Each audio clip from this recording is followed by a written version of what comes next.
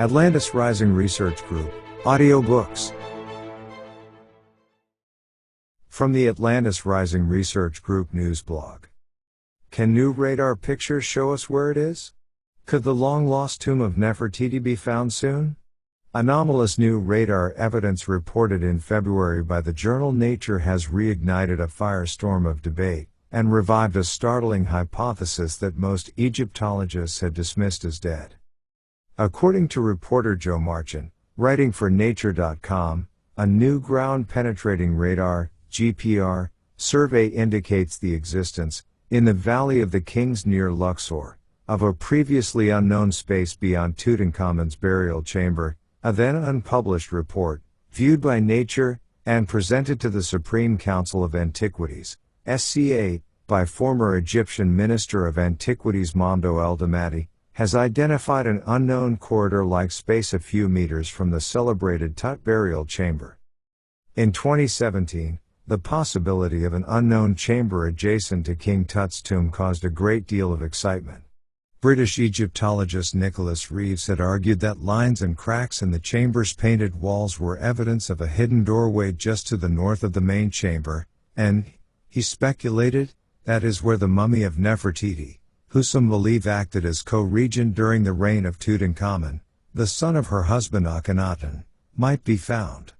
Later that year, intriguing though it was, the idea was apparently put to rest, when at least one radar survey claimed to rule it out, though some disagreed. Surprisingly, the new Eldamaty discovery points to another previously unconsidered location, but Nefertiti's remains, Reeves still thinks, will eventually be found in the vicinity.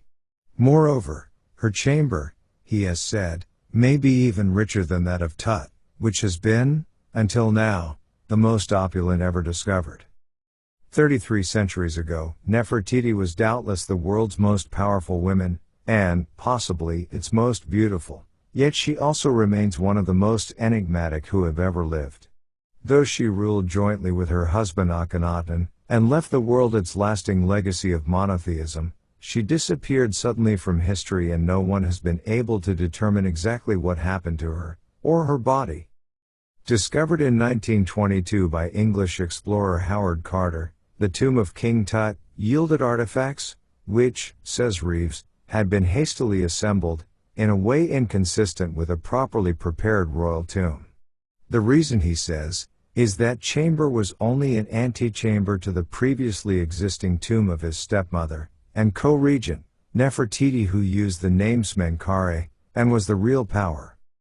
With her husband Akhenaten, also known as Amenhotep IV, Nefertiti had helped establish a new Egyptian capital city, Amarna, and replaced the traditional religion of many gods, led by Amun, with the worship of Aten, the sun god.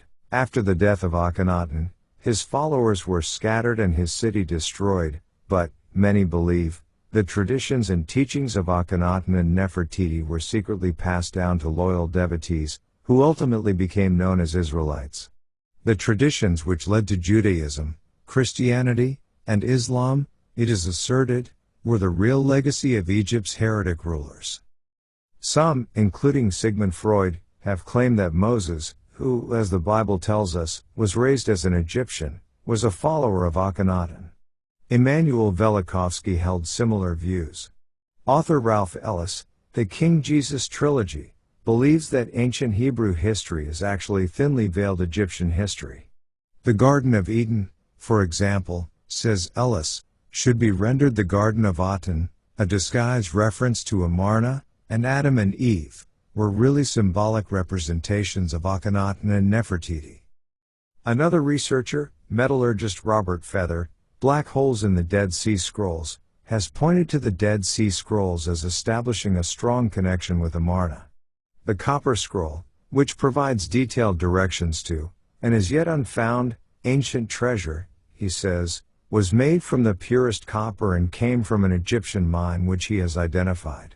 The scroll's instructions, he says, do not apply to the Temple of Jerusalem, as is generally believed, but rather, with great precision, to long-lost Amarna. The Egyptian connection, he argues, was well understood and consciously preserved, esoterically by the Essenes of Qumran.